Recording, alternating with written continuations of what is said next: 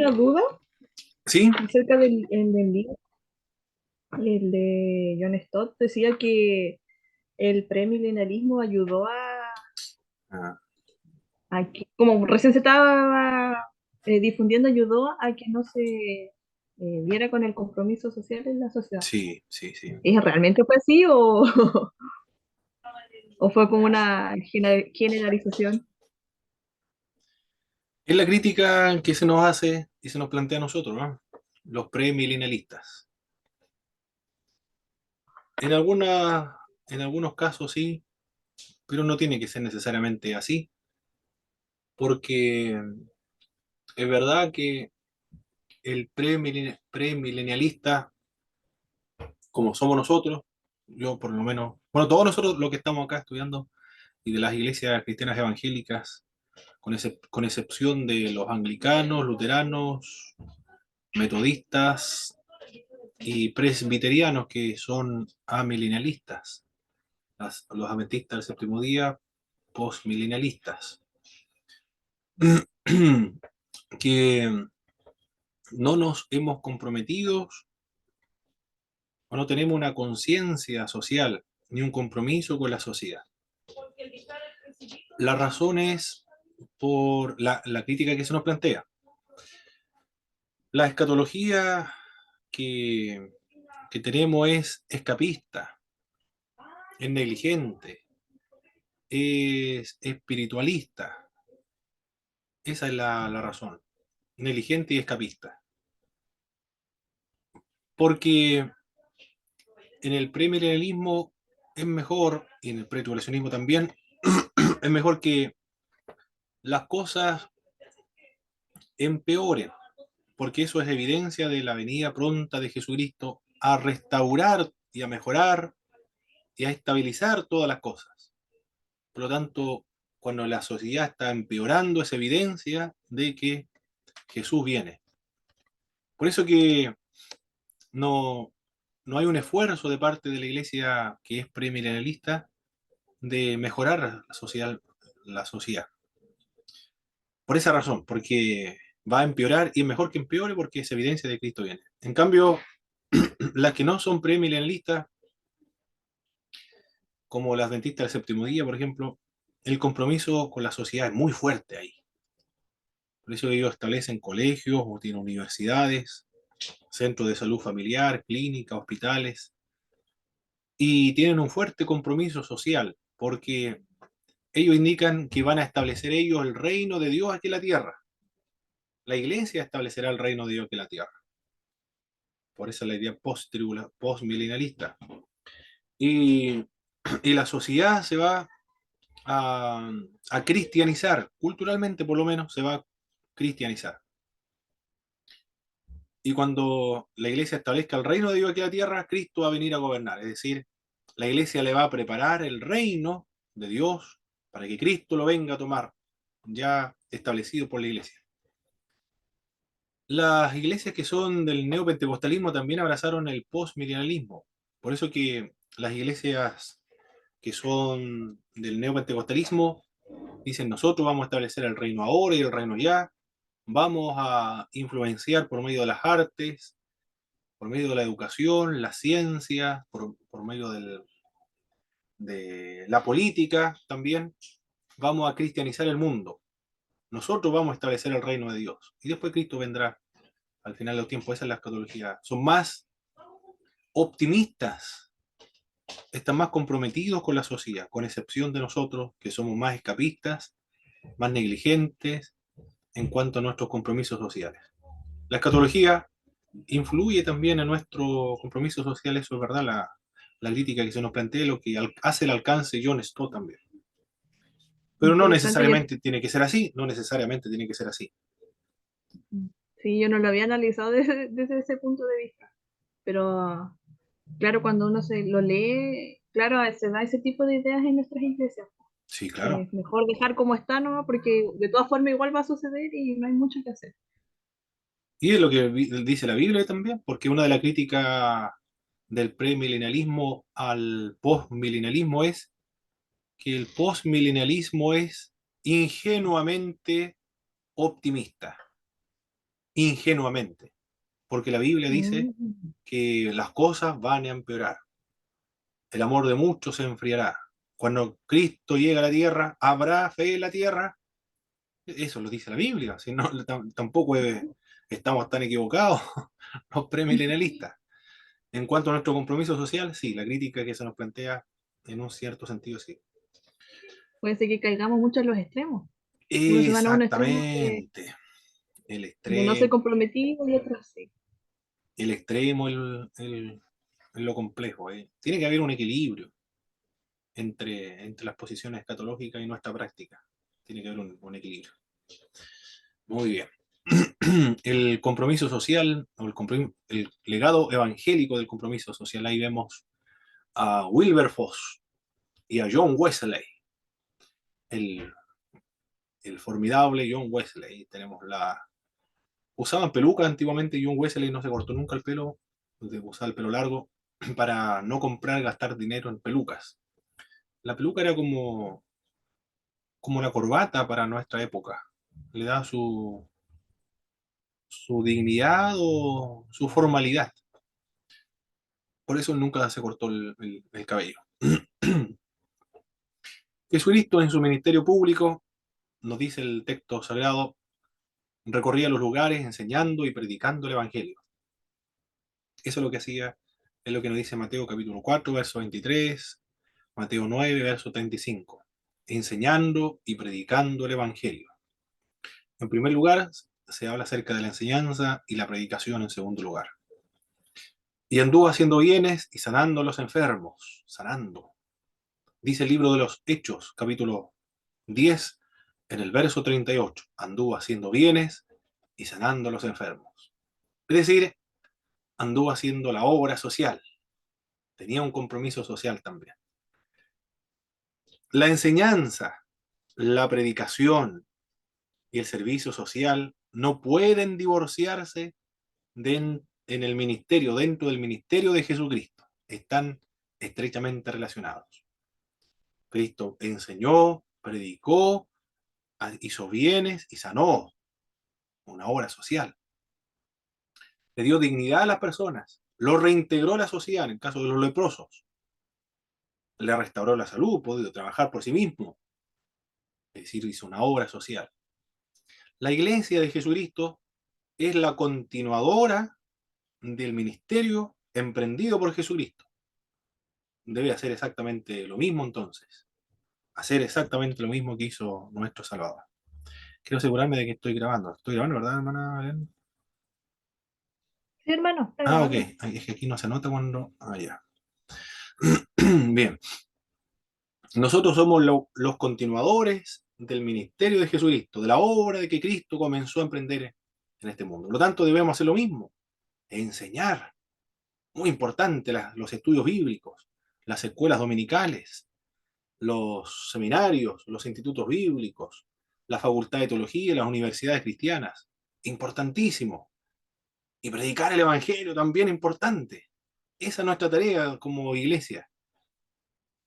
En cada pasaje, en población, plaza, trabajo, en los colegas de trabajo, los familiares que conozcan del evangelio de Cristo, pero también haciendo bienes y la obra social de la iglesia. Hay acción social también. Bueno, después vamos a describir esa diferencia entre uno y otro.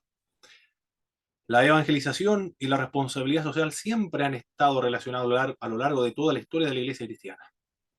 John Wesley, tengo gran respeto, gran admiración desde siempre con John Wesley, pero principalmente por tema de la predicación, nada.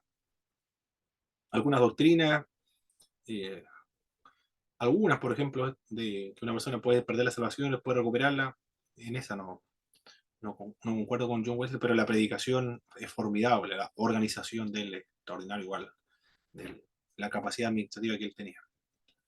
Se dice que Dios utilizó a Wesley para salvar a Gran Bretaña de los horrores que sufrió la Revolución Francesa. Durante la época de Wesley se practicó la tortura de animales por deporte, la embriaguez brutal del pueblo, el tráfico inhumano de africanos, la captura de compatriotas para su exportación. Qué terrible esto. Y venta como esclavos, la mortalidad infantil en los asilos, la obsesión con las apuestas, la crueldad del sistema carcelario, el código penal, el caos moral, la prostitución de los teatros, el soborno, la corrupción policial, la arrogancia, la truculencia eclesiástica. Es decir, ese era el entorno en el cual ejerció su ministerio John Wesley.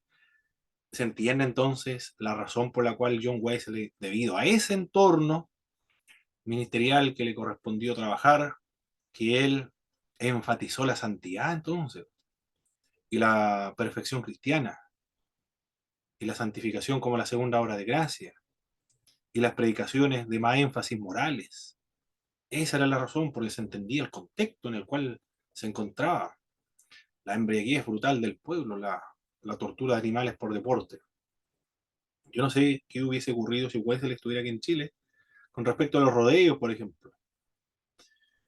Una vez me hicieron una pregunta del rodeo, la respuesta que di, bueno, fue por Facebook, de en la Sagrada Escritura los animales se comían para alimentación, para el sacrificio a Dios, pero por diversión nunca se ve en la Escritura que se empleaban los animales para la diversión, siempre para consumo y para adorar a Dios. A ver, alguien me envió un mensaje, el hermano Nelson. ¿Qué dice hermano Nelson? Comprendido, hermano Nelson, no se preocupe, mi hermano. Por si acaso le envié el link. Y de todas formas, las clases están siendo grabadas y le va a llegar en algún momento. Y usted va a tener acceso también. Si tiene internet, lo va a poder ver. Bendiciones, hermano Nelson, que tenga muy buena tarde. El hermano Nelson, que no puede ingresar, tiene malo el internet, me estaba indicando. Pero en el siglo XIX, se abolieron la esclavitud y el tráfico de esclavos. Se humanizó el sistema carcelario. Se mejoraron las condiciones de trabajo en las fábricas y minas. Miren, las condiciones de trabajo también se mejoraron. La educación llegó a estar al alcance de los pobres. Comenzaron a organizarse los sindicatos de obreros. Estos cambios sociales se debieron a una nueva conciencia social, eso es verdad, pero esa conciencia social tuvo diversas causas. Y una causa fue el avivamiento evangélico. ¿Cómo sabemos que hay un avivamiento evangélico? Una de esas razones es porque se producen estos cambios sociales, estas transformaciones sociales, si es cuando hay un gran avivamiento evangélico. Eso es lo que ocurrió en Inglaterra en la época de Wesley y de Wilberforce también, el siglo XIX, posteriormente al ministerio de Wesley.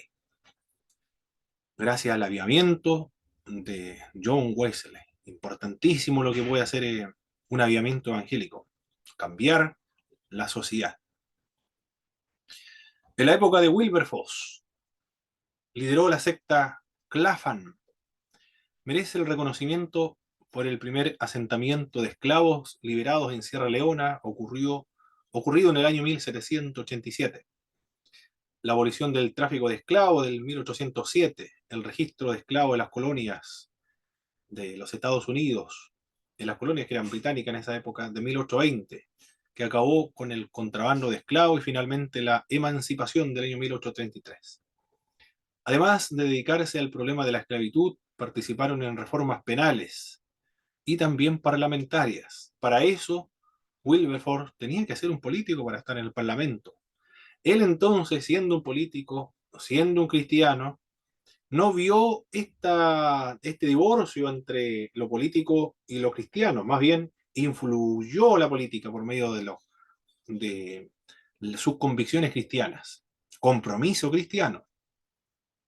Se ocuparon en la educación popular, la legislación laboral. También emprendieron campañas contra los duelos, las apuestas, la embriaguez, la inmoralidad y los deportes crueles con los animales. Todo eso hicieron Wilberforce por sus convicciones cristianas, por su compromiso social y también por su participación política. Que se aplicaran las leyes con principios cristianos en el Parlamento, en la legislación de Inglaterra en aquella ocasión. En los Estados Unidos, eso ocurría en Gran Bretaña. En los Estados Unidos, el compromiso social tuvo sus orígenes en la religión evangélica. Así de influyentes somos los evangélicos en la historia de, del cristianismo. Y se desarrolló, ¿sí, hermana Belén? No, estaba recordando de que la gente, como se dice, tiene memoria selectiva porque siempre dice que el cristianismo ha hecho mal a la sociedad. Por ejemplo, las cruzadas, la colonización, por ejemplo, en Latinoamérica, América, mejor dicho, Correcto. pero nunca recuerda este tipo de legados que ha hecho el cristianismo. Como veíamos la liberación de los esclavos, los niños, las mujeres, y nunca he recordado, y ese que es más reciente en nuestra historia. Así que estaba Exacto. analizando eso. Muy bien, muy bien. La memoria selectiva, ¿eh? La memoria selectiva y muy prejuiciosa, malintencionada, poco objetiva también, muy subjetiva. Eso es lo que produce, solamente selecciona algunos puntos que ayudan a alejarse de la fe cristiana. Y Charles Finney, ¿qué dijo Charles Finney? Es un ejemplo de esta realidad en aquel país de los Estados Unidos. Él estaba convencido de que el Evangelio se desprende un poderoso impulso hacia la reforma social y que el abandono por parte de la Iglesia de la acción social reformadora contristó al Espíritu Santo y fue un obstáculo para el avivamiento. Mire lo que dijo Charles Finney. Charles Finney era un evangelista. En la biografía de él, que es anónimo, la biografía que tengo de Charles Finney, por aquí tengo, aquí está la biografía. Anónimo, no sé quién lo escribió, de la editorial CLIE, tampoco aparece el año 1984, el libro este, Charles Finney. Muy chiquitito el libro. Y él habla de que fue a orar un bosque debajo de un tronco que estaba volteado. Él experimentó el bautismo con el Espíritu Santo, pero lo más probable es que él haya experimentado el bautismo con el Espíritu Santo de la segunda obra de gracia, como la santificación, no lo sé, no lo explica muy bien. Pero desde ese momento él comienza a predicar con fervor. Y a las iglesias calvinistas predicaba un sermón arminiano, cuando llegaba a una iglesia arminiana predicaba un sermón calvinista.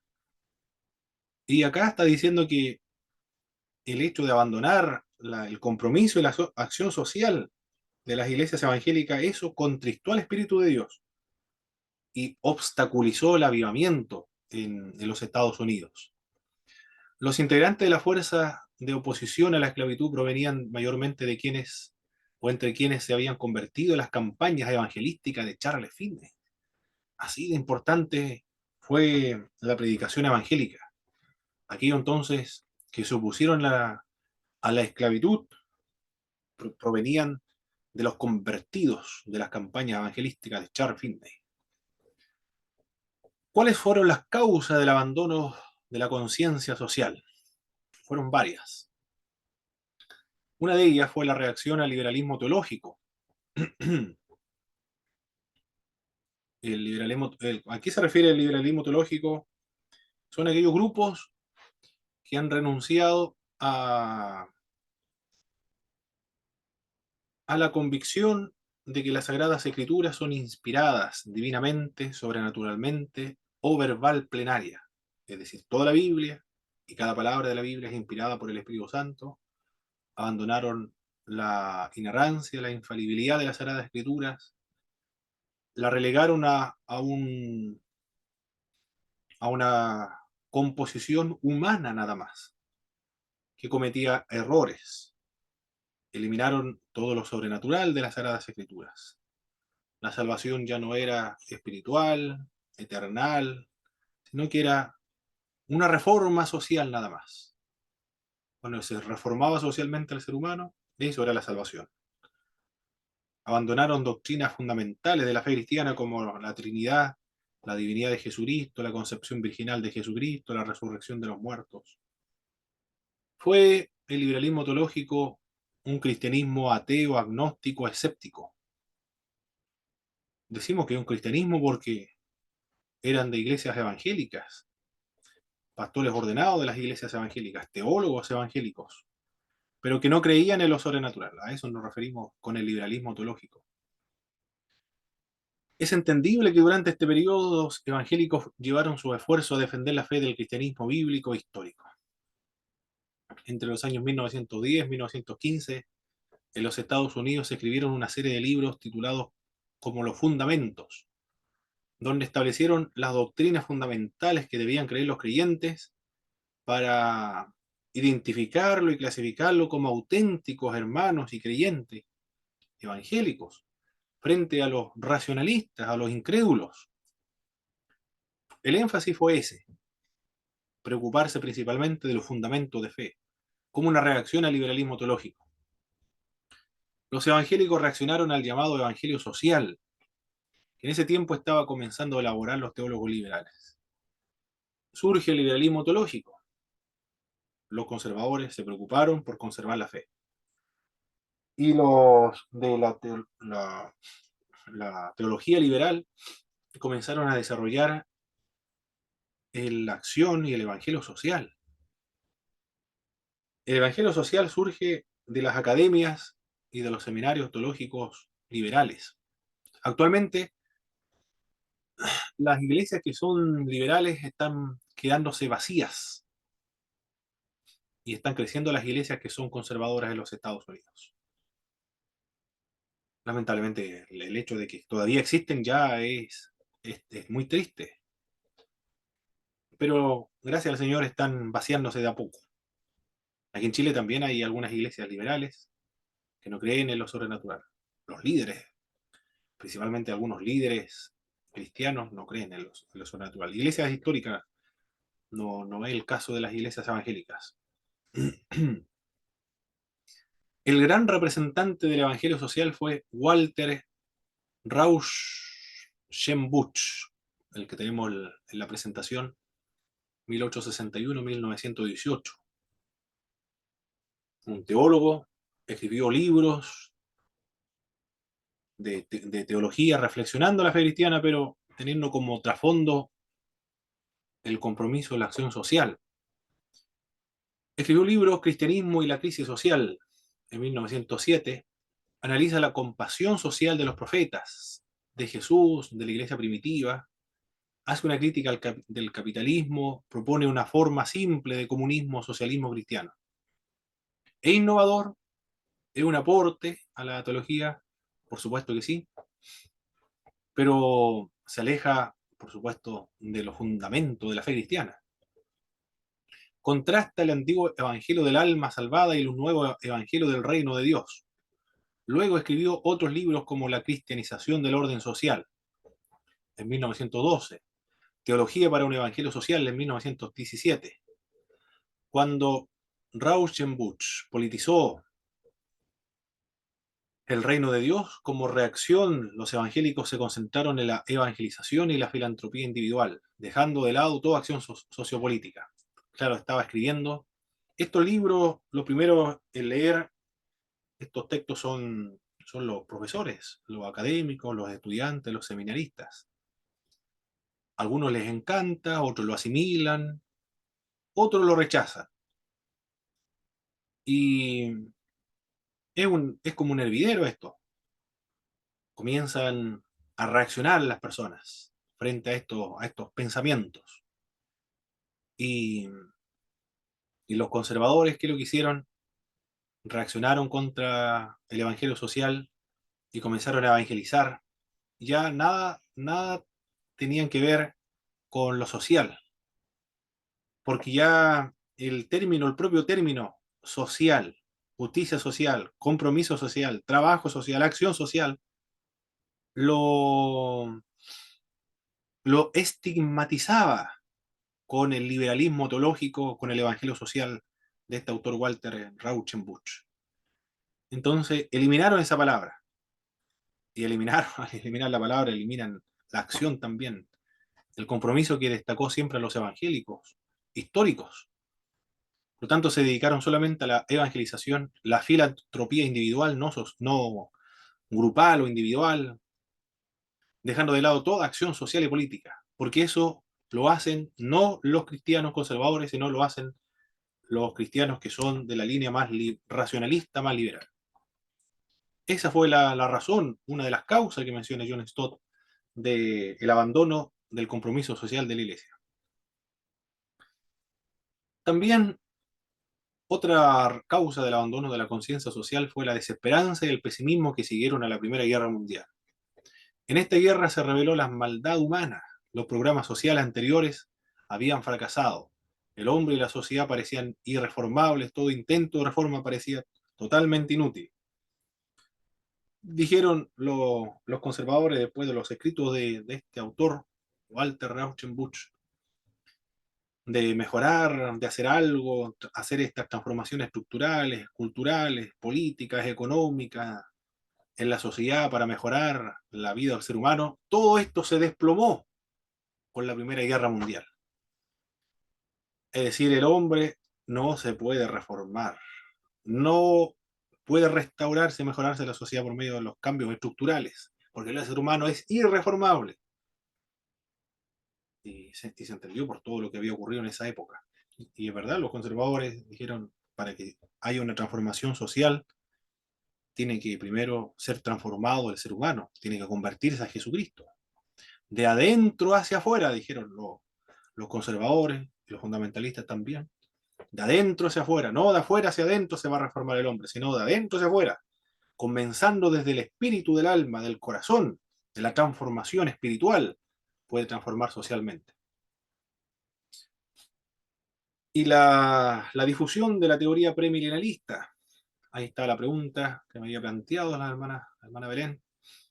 Esta teoría ofrece, cuando decimos teoría, porque damos la posibilidad del amilenialismo, postmilenialismo, como opciones válidas, legítimas dentro de la perspectiva de las iglesias cristianas evangélicas. No catalogamos a una iglesia como las presbiterianas, luteranas, que son herejes por abrazar el postmilenialismo o el amilenialismo. Ni tampoco nos pueden criticar a nosotros, que somos milenialistas o premilenialistas, de ser hereje, porque son posturas legítimas teológicas dentro de los cristianos evangélicos. Del mismo modo que el calvinismo y el arminianismo pueden sobrevivir, son posturas legítimas, son posturas teológicas muy legítimas. Por eso se le llama teoría. Es la más antigua, sin embargo, la teoría más antigua, o la postura escatológica más antigua sobre el milenio, el premilenialismo. Ofrece una visión presente de un mundo malo, bueno, porque la Biblia lo dice, completamente inmejorable y irremediable. Cuando decimos completamente inmejorable y irremediable, aquí ya estoy dialogando con John Stott porque estoy citando a John Stott, pero estoy tratando de responder desde el punto de vista de nuestras convicciones premilenialistas. Son inmejorables y irremediables, porque el ser humano es inmejorable y irremediable sin la ayuda de Dios. Y el mundo va a ser restaurado, va a ser mejorado. Dios tiene que hacer la obra en el mundo para que sea mejorable. Y predice que el proceso de deterioro sostenido seguirá avanzando hasta el regreso de Jesucristo, quien establecerá su reino en la tierra. Si el mundo continúa empeorando y si Jesús restaurará el mundo en la segunda venida del Señor, no tiene sentido tratar de reformarlo ahora. Esa es la crítica que se nos plantea. Si todo va a empeorar y Cristo lo va a mejorar, ¿para qué hacer algo entonces que se siga empeorando y destruyendo la humanidad? Bueno, puede ser la postura extrema del premilenialista, pero no necesariamente tiene que ser así, porque también los premilenialistas sostenemos que hay que hacer buenas obras y hay que colaborar, ayudar, demostrando el amor al prójimo en todas las áreas, por medio de la ayuda, acción social, cualquier tipo de reforma que ayude al amor al prójimo, se debe hacer, sin abandonar el premilenialismo, porque para hacer obra social, acción social, tratar de cambiar las estructuras políticas por medio de acciones también políticas, no necesariamente está identificado con el postmilenialismo. También un premilenialista lo puede hacer. Y de hecho hay casos en Chile de ser Durán, por ejemplo. Hay otra hermana que es diputada en Concepción, creo que es. Lota Coronel, por ahí. No recuerdo el nombre de la hermana, diputada también evangélica, nuestra hermana. Ellos son premilenialistas y también están tratando de implementar y hacer cambios para mejorar la sociedad desde el Parlamento. Son premilenialistas.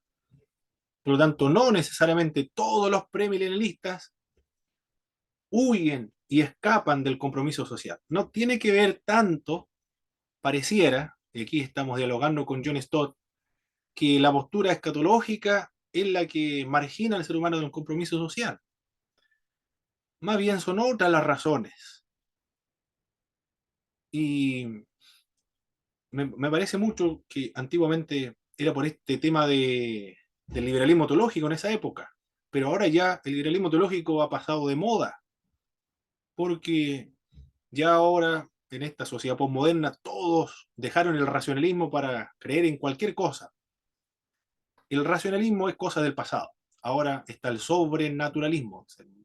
Ahora creen en cualquier cosa la gente. Por eso es que ya el, el racionalismo ha quedado desfasado. Pero se debe también a que era la primera generación de evangélicos, por lo menos aquí en América Latina. No tiene tanto que ver con temas de escatología, tiene que ver con temas generacionales y, y de capacidades.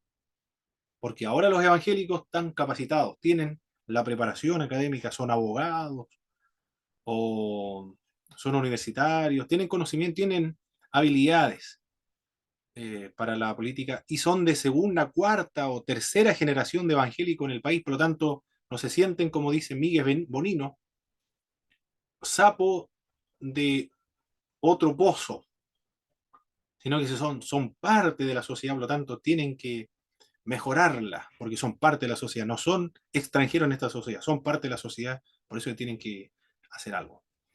Esa me parece mucho que es más la razón, más que escatológica.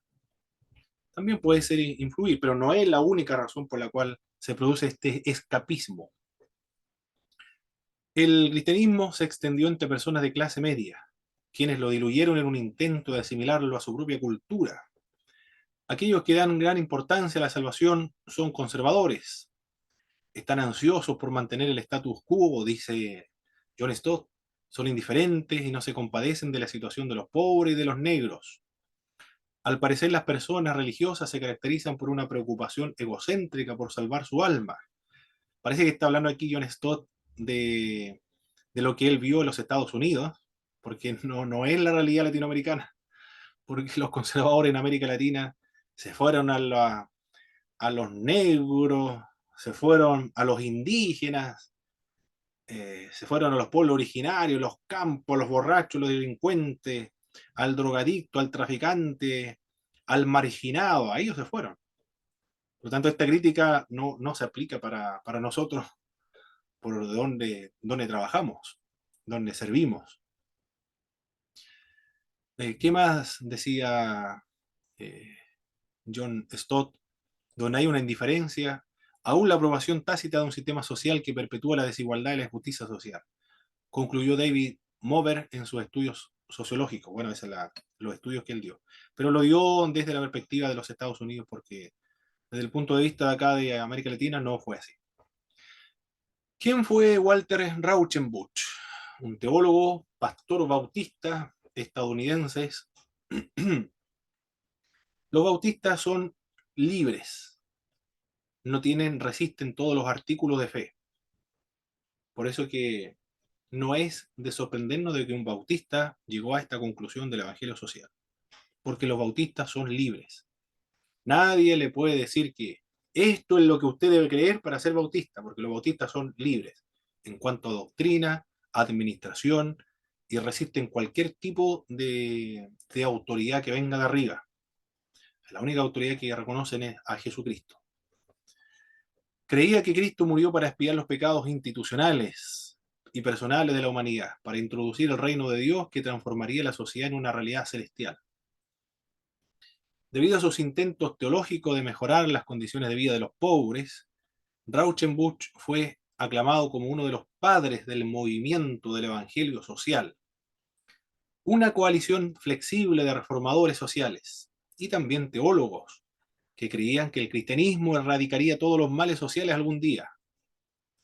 Es ingenua también la propuesta esta. Algún día el cristianismo erradicaría todos los males sociales algún día Cristo los va a solucionar en la segunda venida de Cristo, en su segunda venida, pero nosotros somos pecadores, por muy buenas intenciones que tengamos, se debe reconocer lo formidable, lo terrible, lo dañino, lo, lo contaminado que es el pecado en el ser humano y en la sociedad. No se debe desconocer el poder del pecado sobre los seres humanos. Por muy buenas intenciones que se tenga, el cristianismo no va a erradicar todos los males sociales algún día. Solo en el estado eterno, sí, ahí se va a erradicar todo pecado, pero acá es muy, muy complejo hacer eso. Es ingenua esta propuesta.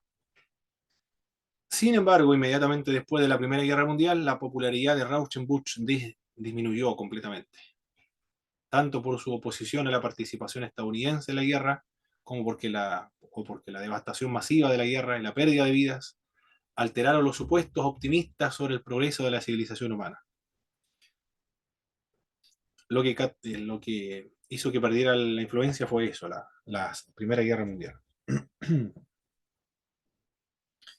El Pacto de Lausana. ¿Qué dijo el Pacto de Lausana?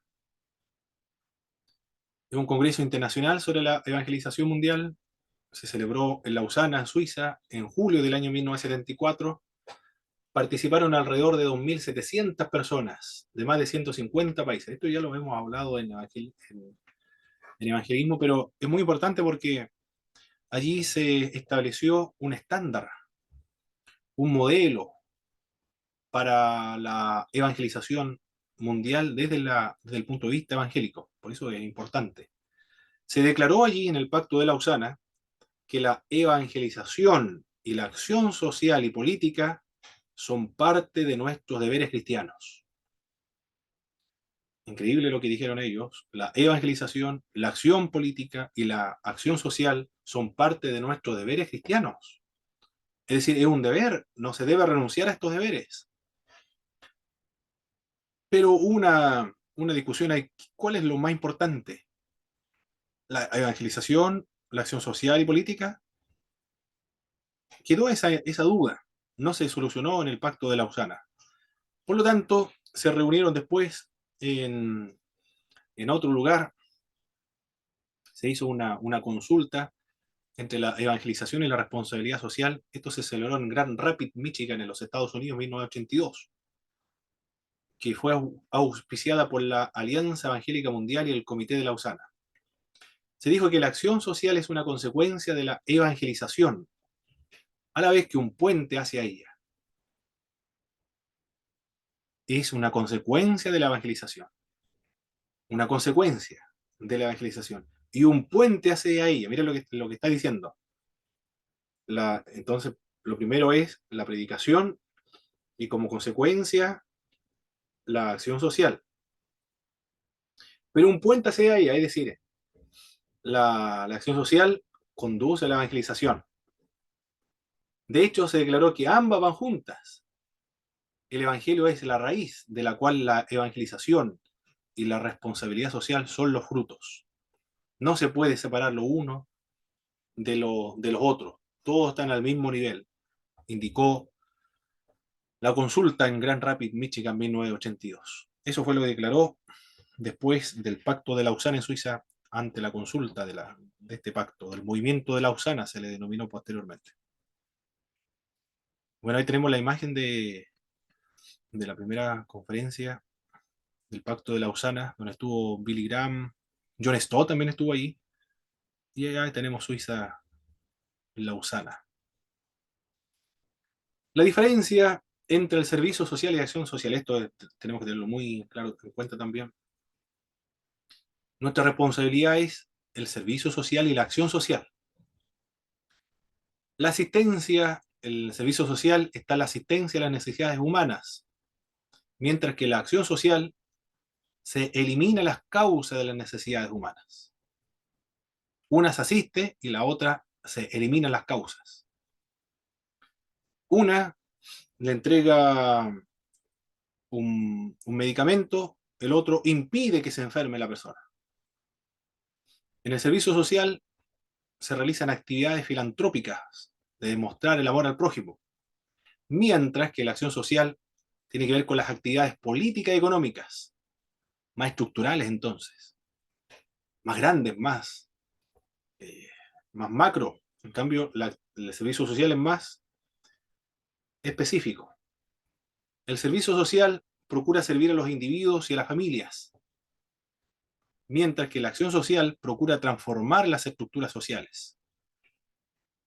Servicio social, individuos y familia.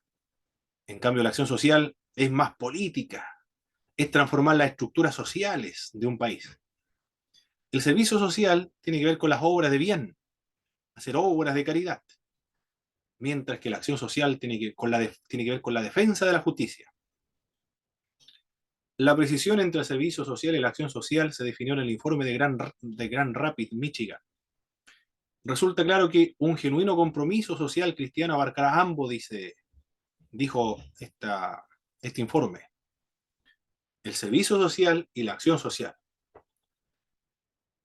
Si en una cierta esquina se produce un accidente con demasiada frecuencia, es la analogía y la ilustración que se emplea para indicar que el servicio social y la acción social son fundamentales, lo que hace falta no son más ambulancias, sino la instalación de un semáforo para evitar los accidentes.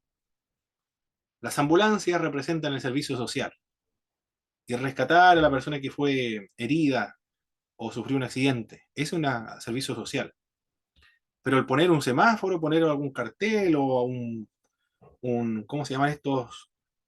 Un lomo de toro, eso tiene que ver más con temas políticos, con la acción social. Ambos son importantes entonces, el servicio social y la acción social de parte de las iglesias cristianas evangélicas. Eso fue lo que estableció el informe del movimiento del Pacto de Lausana en de Grand Rapids, Michigan. Importantísimo, nuestras responsabilidades, importantísimos. Servicio social. Muchas veces se confunde estas dos palabras y se usan intercambiablemente, pero cuando uno ya las profundiza puede ver que hay bastante diferencia entre una de la otra. Exactamente. Hay que precisarla, ¿eh? Y ambas son necesarias y son deberes cristianos también. Irrenunciables, irrenunciables, estableció este pacto de Lausana. ¿Qué más? La iglesia y política. Bueno, yo escribí el texto este año, lo escribí y ahora lo voy a publicar por medio de una impresión. Después lo voy a subir a la página también del Instituto Bíblico. No es lo mismo de mi trabajo, pero aquí está mucho más resumido, mucho más resumido. No sé si lo ha leído, hermana Belén, ya, pero son estas páginas, son como 26 páginas lo otro. No, todavía no lo he leído. Ah, ok.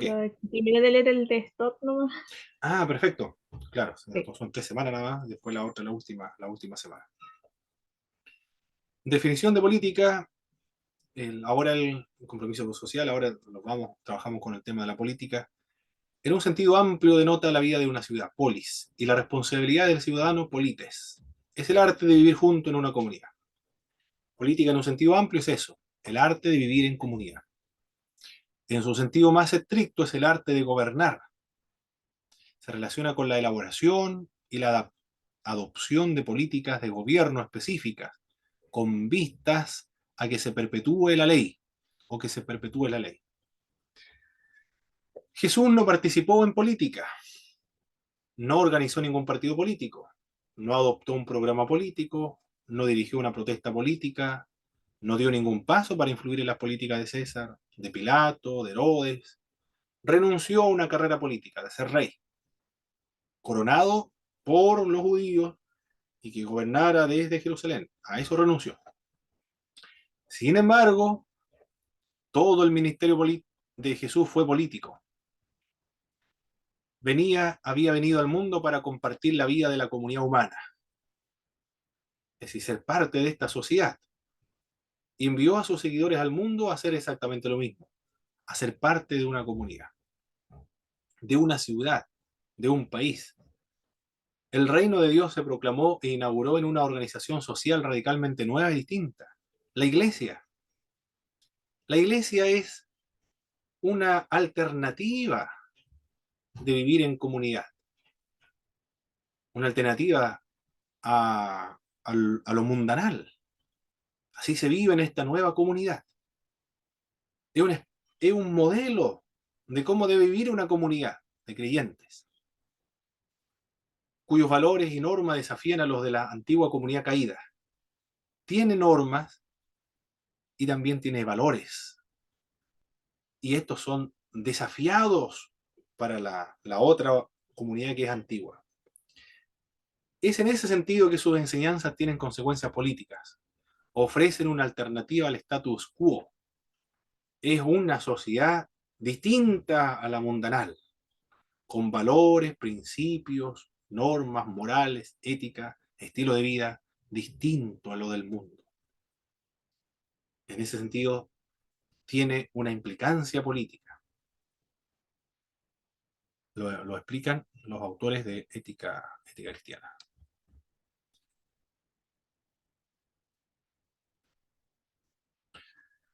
¿Por qué existe tanta hostilidad hacia la participación política de la Iglesia? Edward Norman, en el año 1979, respondió lo siguiente con respecto a por qué existe hostilidad hacia la participación política. El énfasis político de la Iglesia contemporánea eclipsa lo que debería constituir la preocupación central de la Iglesia. Esa es una de las razones por las cuales se aleja el cristianismo de la política. Porque el énfasis político de la Iglesia contemporánea eclipsa lo que debería constituir la preocupación central de la Iglesia, que es testificar y predicar del Señor Jesucristo. Y eso es verdad.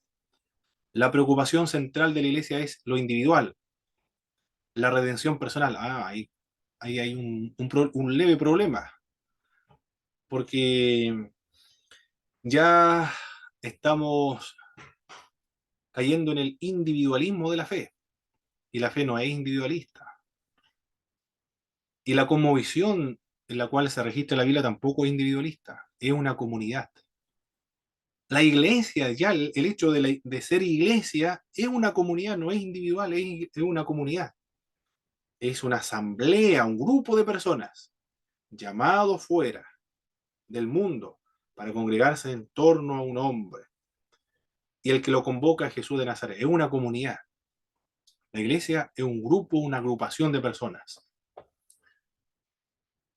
interdependientes, que nos necesitamos los unos a los otros, responsables de su hermano. Cada uno debe llevar la carga de los demás, es decir, somos responsables de los hermanos. Por lo tanto, la preocupación central de la iglesia es lo individual. Creo que no concuerdo con Edward Norman en ese sentido de ser individual, porque la iglesia es colectiva. Lo interior, Jesús que mora en el corazón. Bueno, sí, eso es verdad, porque para ser miembro de esta comunidad tiene que tener a Cristo en el corazón, tiene que nacer el individuo de nuevo, eso sí. Y lo eterno, las cualidades etéreas de la inmortalidad.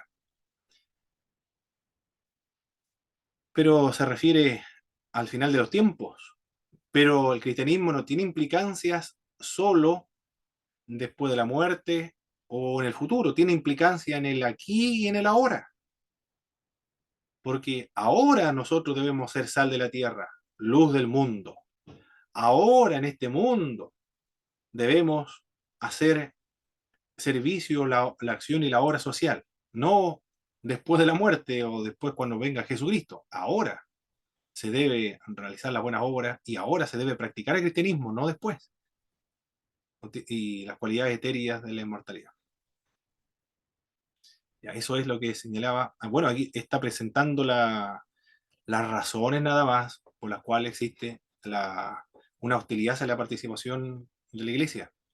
Bueno, no sé si será el punto de vista de Edward Norman o lo que está haciendo Edward Norman simplemente es señalar las razones de otros por las cuales hay hostilidad hacia las ideas políticas. Las opiniones políticas de la Iglesia contemporánea no son sino los ideales morales y políticos de la cultura circundante, ya sea del liberalismo burgués, occidental o del marxismo. Lo único que hace la Iglesia es seguir la corriente y agregar un barniz de religiosidad a estas ideas que son ajenas. Se conforma en vez de criticar.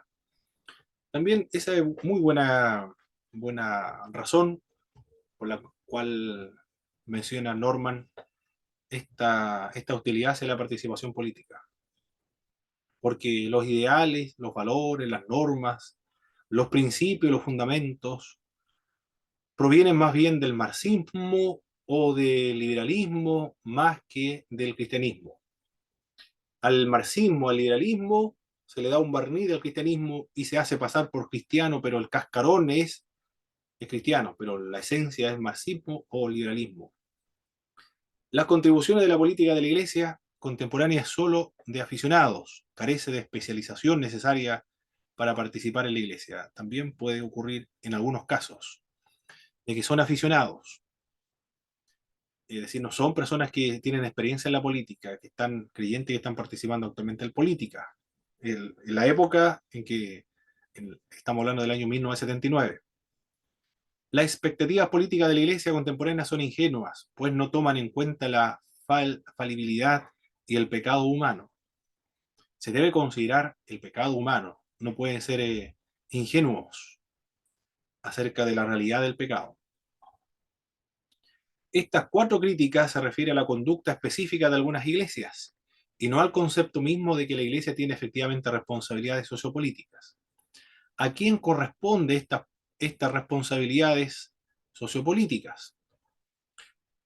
A los individuos, pero no a la institución como iglesia, propiamente tal. Distinguir entre individuos, grupos e iglesias cristianas. Todos los individuos cristianos deben ser políticamente activos. Cuando se refiere activamente políticos, ciudadanos concienzudos votarán en las elecciones. Es decir, el hecho de estar inscrito en el registro electoral, eso es ser ciudadano concienzudo y activo políticamente. Se, se mantienen bien informados acerca del acontecer político. Participan también en el debate político. Es decir, el cristiano tiene una voz, tiene una opinión política. Es una participación política activa, tiene una postura, una voz, una opinión política. ¿Y por qué no lo puede tener? Por el simple hecho de ser cristiano. ¿Y por qué los cristianos no pueden tener una opinión para ayudar a una sociedad, que es una opinión política? Y participarán también de una manifestación pública. Por ejemplo, nosotros los cristianos hemos participado de una manifestación pública.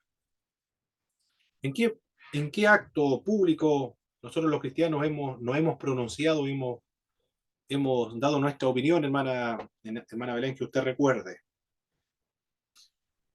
El aborto, matrimonio homosexual, la eutanasia, Muy bien. eh, Es decir, la educación, igual la ideología de género. hemos participado entonces en política, porque ya el hecho de estar inscrito en el registro electoral, de dar nuestra opinión sobre estos temas valóricos, de la homosexualidad, del aborto, de eutanasia, entre otros, ya es una participación política y una manifestación pública también es política. Algunos individuos son llamados por Dios para dedicar la vida a la política. Ya, eso un, es un compromiso más todavía en su participación política. Los cristianos que comparten un interés común por problemas morales o sociales específicos deberían ser estimulados a sumarse a un grupo que estudie tales asuntos en profundidad y tome las medidas de acción que correspondan. En otros contextos, grupos de cristianos podrán ofrecer su perspectiva bíblica a un grupo mixto, ya sea en un partido político, un gremio, una asociación profesional. Si bien es cierto, la responsabilidad de la iglesia es enseñar de Dios, en las diversas tradiciones eclesiásticas existen diferencias hasta qué punto la iglesia debe involucrarse en política. Aunque todos coinciden que para ingresar en el ámbito político debe ostentar cierta preparación o preparación suficiente para ser político, porque actualmente Miguel Ángel Mancilla, él es un sociólogo, de las Asambleas de Dios, escritor, ha escrito varios libros importantes ya. En uno de sus libros dice que los partidos políticos evangélicos de hoy se caracterizan por el ombliguismo. ¿Qué quiere decir Miguel Ángel Mancilla con que se caracterizan los partidos políticos evangélicos por el ombliguismo? Lo que distingue a estos partidos políticos es el aborto, el no aborto, la eutanasia, matrimonio igualitario, matrimonio homosexual, la ideología de género, y eso es. Esos son los propósitos de la existencia de, de este partido político. Pero la política no tiene que ver solamente con eso. Por eso le llama el ombliguismo. Se caracteriza por el ombliguismo. Un partido político se supone que tiene que solucionar todos los problemas de la sociedad de un país, no solamente aborto, eutanasia, matrimonio igualitario o ideología de género en los colegios. Es mucho más que eso, mucho más grande. Es gobernar todo un país. Por eso tiene que presentar una postura completa, un proyecto completo político, no solamente esos 4 puntos. Por eso le llama el ombliguismo. ¿Por qué los cristianos deben participar en la sociedad y sus problemas? Porque es una doctrina más completa acerca de Dios. Por eso, dice estos autores, Dios se interesa por toda la humanidad y la vida humana, en todas sus facetas y en su complejidad. Dios es el Dios de la naturaleza, además de ser el Dios de la religión. Dios de lo secular, además de el Dios de lo sagrado. Dios es el Dios de la creación, además de ser el Dios del pacto. Los israelitas convirtieron a Dios en una divinidad local, solo interesado en los israelitas. Pero Dios es el Dios universal, es el Dios de la justicia, además de ser el Dios de la justificación. La justicia social no solo se extiende a los judíos, sino también a todas las naciones. Es decir, es una doctrina más completa de Dios. La teología sistemática, como estamos viendo acá entonces, influye en el compromiso, la acción de los creyentes en la sociedad. Porque si concibe a Dios como el Dios universal, que está interesado en todos los aspectos de los seres humanos, y que no es el Dios solo de los judíos, sino que es el Dios de todas las naciones, no es el Dios de la iglesia, sino que el Dios universal de todo el universo, que hace salir su sol sobre bueno y malo, ahí tenemos una idea más completa de Dios. Entonces está preocupado también de los asuntos de la vida pública. Pero también es una doctrina más completa del hombre. Cuanto más alto sea el valor que le demos al ser humano, mayor será nuestro deseo de servirle. ¿Y qué dice la Biblia con respecto al ser humano? Es imagen y semejanza de Dios. Por lo tanto, al servir al ser humano es una forma de servir a la imagen y semejanza de Dios también. Y es redimible. Y Cristo hizo bien a todo el mundo. No le preguntó si iban a creer o no iban a creer en el futuro. Le sirvió a todos y sanó a todos. Los que tenían fe, por supuesto. Le agradecerían o no le agradecerían, pero lo sanó igual.